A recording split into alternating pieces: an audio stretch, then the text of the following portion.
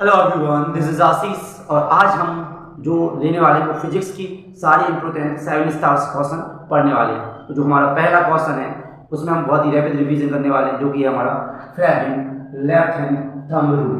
Fleming left hand thumb rule कहता है if we stretch our left hand in such a way कि forefinger, middle finger and thumb are mutually perpendicular to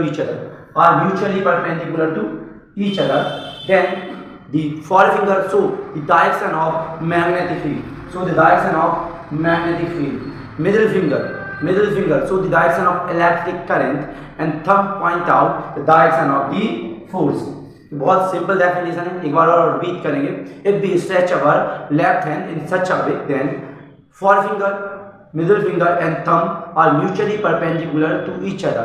Then forefinger show the direction of magnetic field, middle finger show the direction of electric current, and the thumb point out the direction of the force. तो simple easy answer है। एक बार आप इसको zoom करके read कर लें और मुझे लगता है कि आपको याद हो गया होगा। चलिए नेक्स्ट क्वेश्चन पे बढ़ते हैं। सेकंड क्वेश्चन है Fleming state right hand thumb rule. इसको हम स्क्रू रूल से भी जानते हैं या फिर कहें मैक्सवेल स्क्रू रूल से भी जानते हैं। चलिए समझते हैं। ये कहता है if we hold a current carrying conductor in our right hand then thumb point out the direction of the force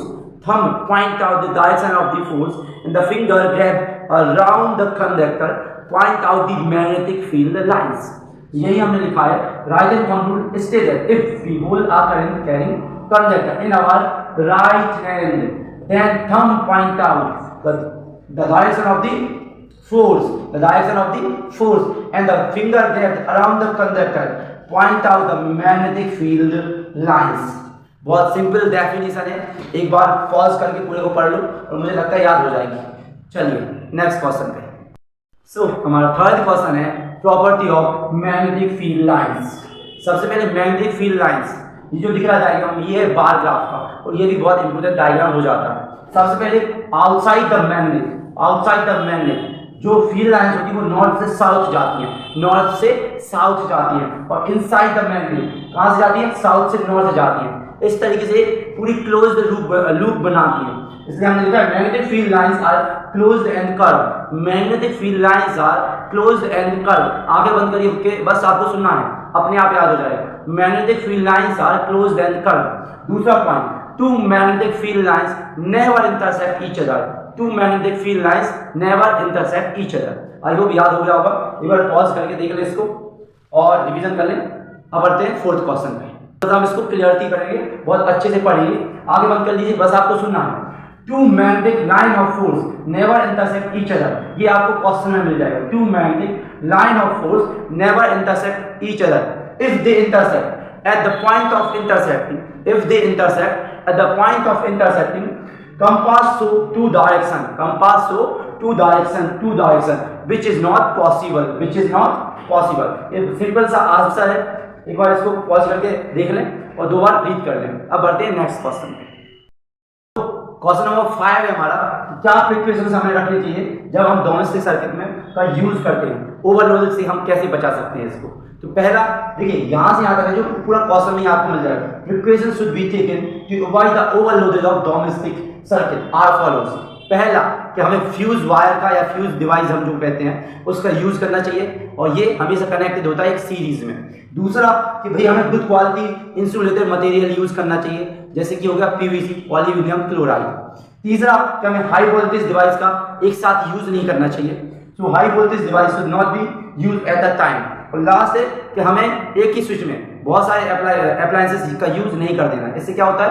fault हो जाता है। तो ये सिंपल से डिफरेंस पॉइंट है। आप जूम करके देखेंगे तो आपको सिंपल बहुत ही इजी लगेगा और एक बार आप पढ़ के देख लीजिए, डेफिनेटली आपको याद हो जाएगा। अब बढ़ते हैं नेक्स्ट क्वेश्चन में। तो क्वेश्चन नंबर 6 है हमारा इलेक्ट्रिक सर्किट। तो electric circuit is a continuous and closed circuit और इसी में हमने ऐड किया है इलेक्ट्रिक करंट। ठीक है, तो इलेक्ट्रिक सर्किट क्या है? पहले इलेक्ट्रिक सर्किट इज कॉन्टिन्यूअस और क्लोज्ड सर्किट होता है जिसमें से करंट फ्लो होता है। कुछ इस तरीके का डायग्राम आएगा जिसमें की है, बैटरी है, आई करंट फ्लो हो रहा है, एक बल्ब हमने यूज किया है, तो ये हमारा क्लोज्ड सर्किट है। अब बात करते हैं इलेक्ट्रिक करंट क्या होता है। तो the rate of flow of charge, बहुत simple definition, the rate of flow of charge is known as electric current. और दूसरे शब्दों में आप लिख सकते हो the charge flow through the conductor, the charge flow through the conductor per unit time is known as current.